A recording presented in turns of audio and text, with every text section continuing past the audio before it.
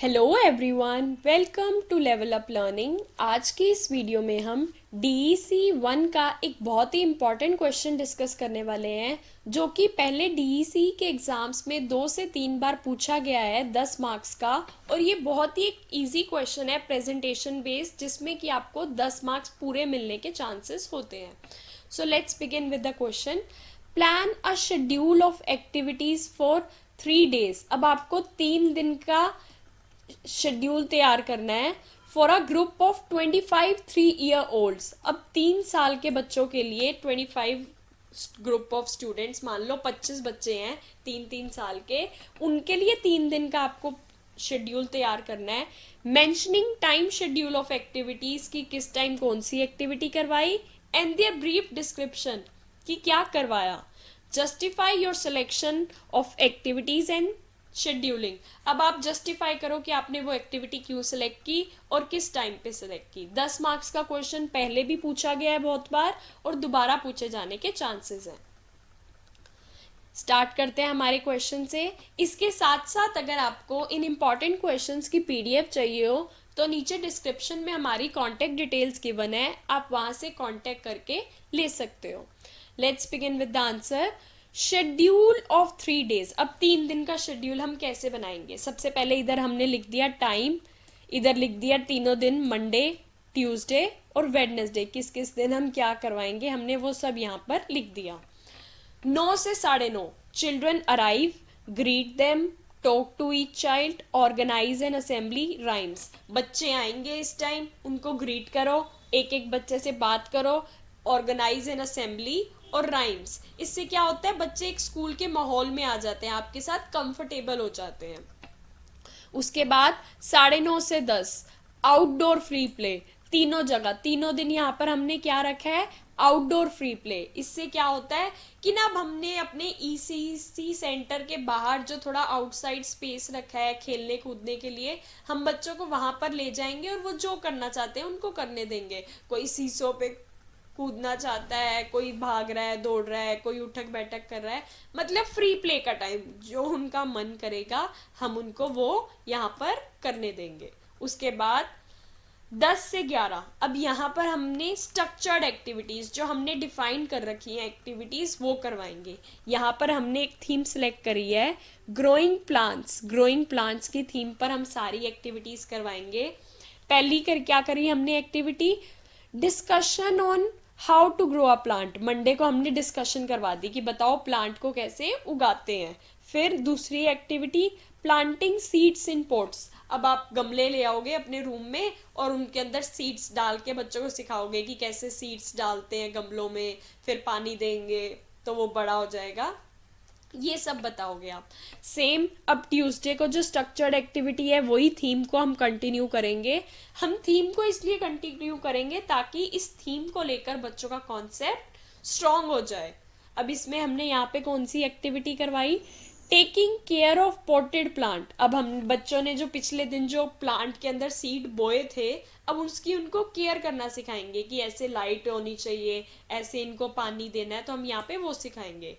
Making a fruit salad and eating it in snack time.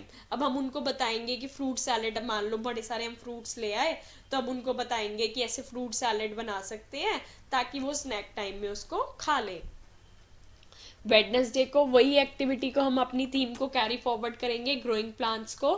Taking care of potted plant, वही बच्चे ने जो पहले सीड्स बोए थे उसकी केयर करना सिखाएंगे।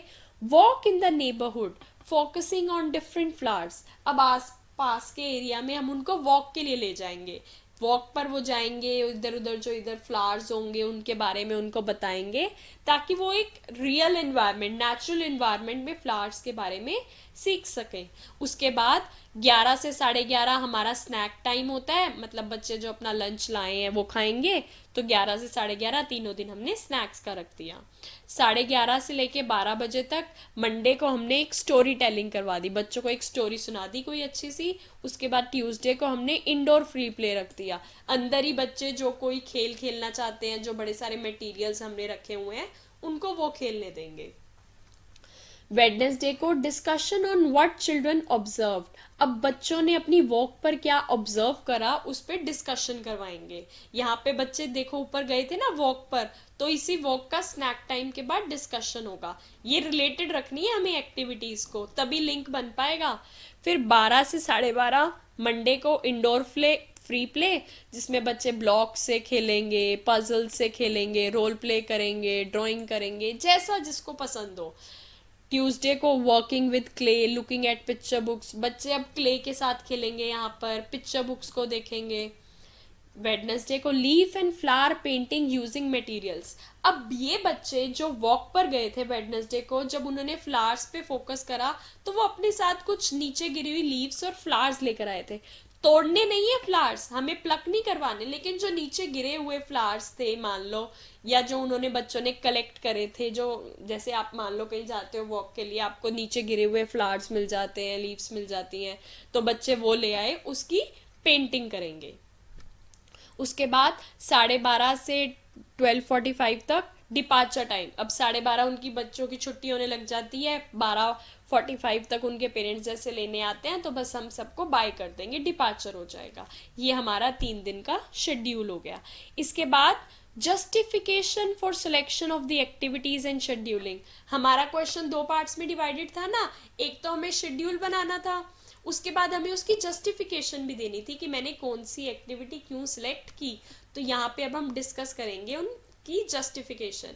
सबसे पहला point, each day has some activities related to each area of development for the all round development of children.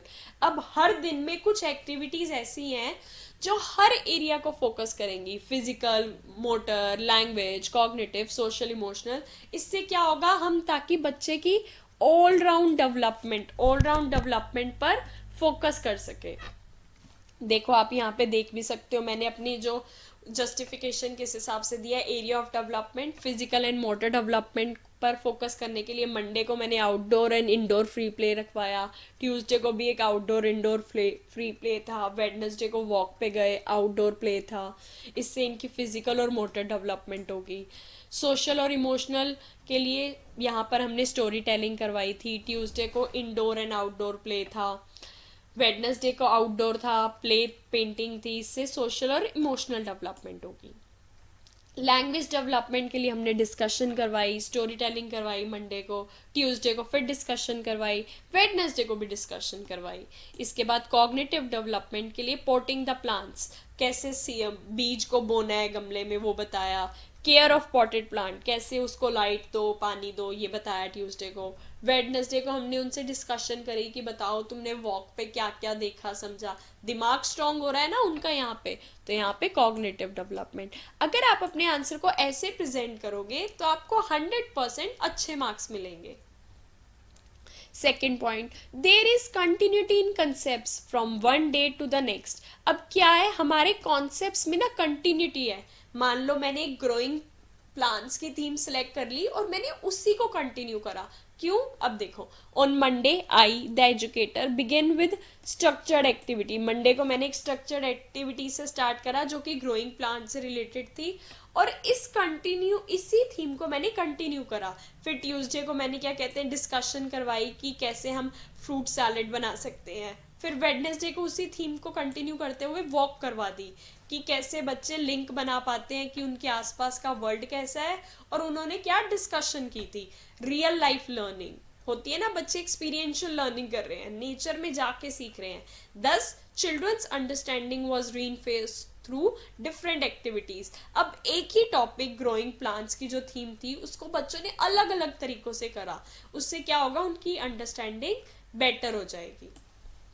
Third point, I, the educator, has provided for quiet and relaxed activities after rigorous ones. अब मान लो कभी बच्चे outdoor free play करके आए, थक गए, तो मैंने उनको एक क्वाइट और रिलैक्स्ड एक्टिविटी का टाइम दिया ताकि वो थोड़ा रेस्ट कर पाए और रिलैक्स हो पाए।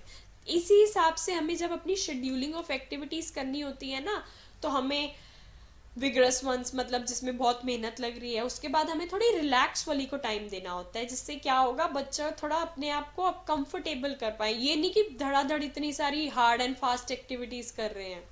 There is a mix of structured and free play activities as well. ये क्या है, स्ट्रक्चर्ड एक्टिविटीज भी हैं जो हमने खुद डिफाइन करी है और फ्री प्ले भी हैं जो बच्चे खुद करना चाहते हैं। The time scheduling is such that sufficient time has been allotted for children to complete an activity for their satisfaction। अब मैंने टाइम शेड्यूलिंग ऐसी रखी है कि बच्चों को एम्पल टाइम, अच्छा खासा टाइम मिल जाए कि वो अपनी एक्टिविटी को अपने हिसाब से पूरा कर पाए। उसके बाद अगेन 10 मार्क्स का क्वेश्चन था, अगर हमें 10 में से 10 या 9 चाहिए मार्क्स तो कंक्लूजन लिखना ही लिखना है। ये हमारे कंक्लूजन से पता चलता है ना हमने पूरे आंसर में क्या बताया है। To foster all round development some activities must be planned for each area of development. अगर आप बच्चे की ऑलराउंड डेवलपमेंट चाहते हो तो आप हर एरिया के लिए कोई ना कोई एक्टिविटी सिलेक्ट करो। There should be balance between structured activities and free play। अब ये ना हो कि बस आप जो मन से सोच के आए हो एक्टिविटीज वही करवाए जा रहे हो, नहीं, स्ट्रक्चर्ड एक्टिविटीज भी हो जो आप खुद सोच कर आए हो और उनको फ्री प्ले भी करने दो जो वो खुद करना चाहते हैं। इसके साथ एक 10 मार्क्स का बहुत ही इंपॉर्टेंट क्वेश्चन यहाँ पर खत्म होता है। नेक्स्ट क्वेश्चन हम नेक्स्ट वीडियो में डिस्कस करेंगे। Thank you so much for watching.